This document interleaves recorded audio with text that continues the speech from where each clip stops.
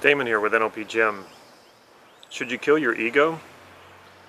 That sounds rather harsh to me, and you will often hear spiritual teachings that sound like that's what they want you to do. I can't speak for sages and I can't speak for religions as to how you should interpret such a thing. What I can tell you is your ego, not only is it essential, it's going to be there. You can't kill it. You cannot kill something that is imaginary, and that is exactly what your ego is. Let's first define the ego, and then I'll talk about what you should do with it, or what I think you should do with it. The ego is the imagination of yourself. It can't be true, because there's no way you can possibly know the extent of who you are. Your ego is your subjective experience of yourself.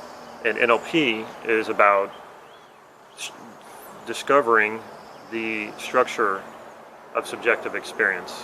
And we can throw out the subjective because all experience is subjective anyway. We all have different experiences, even if we're standing in the same time and space. Each individual is having their own experience, and that's based on how they're sorting information as it's coming in through their five senses. And it depends on what you decide to make meaning of, which is going to be different from person to person. So what you get with an ego is this imagination of yourself, and it can also be thought of as your self-image, your self-concept, a generalization about yourself that you make. And because it is a generalization, because it is your own imagination that's creating it, then you can change it. The thing is, you're going to create this no matter what. Even when you're not thinking about it, when you're not aware of it, there is this thing called the ego. It's going to be there. You can try to kill it all you want. You're probably only going to frustrate yourself quite a bit. I will say that it's important to understand that you are not your ego, and that will help you in a lot of ways. And I really think that that's what true sages or true philosophers were talking about. It's realizing that the totality of who you are, which maybe we can call that awareness, is not the ego. And because you can be aware of your ego, therefore you are not your ego, rather you are the awareness of the ego. NLP, a lot of what NLP is strengthening the ego and resorting the information to change your self-concept so that you can live the life that you want to live, accomplish the things that you want to accomplish. Because from your ego, you're taking in this information, you're creating this ego, and then you're projecting that onto the world around you. So it sort of becomes a self-fulfilling prophecy. You're creating your own reality, and that's coming through your ego. If we can code this, which is what NLP does, and we can discover the structure of it, again, which is what NLP does, then we can have an intervention and change some of this up and move you in a more positive direction. What NLP is more about is strengthening the ego. Strengthening the ego does not mean becoming arrogant. Unfortunately, a lot of people who get good at NLP do become that way because they become very effective at removing that which makes us open to feedback and that which keeps us grounded. And that is really the counterexamples, sort of the negative examples that we hold in our database of our self-concept. For example, I believe I'm an intelligent person. A person can tell me that I'm stupid. I will listen to them. I will listen to their feedback, see what they have to say.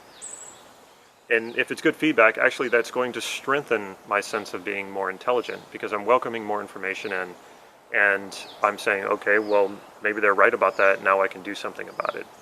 If I block it out and I don't listen to this feedback, especially if it's good feedback, and I'm not open to it, then my sense of being intelligent is really pretty shaky.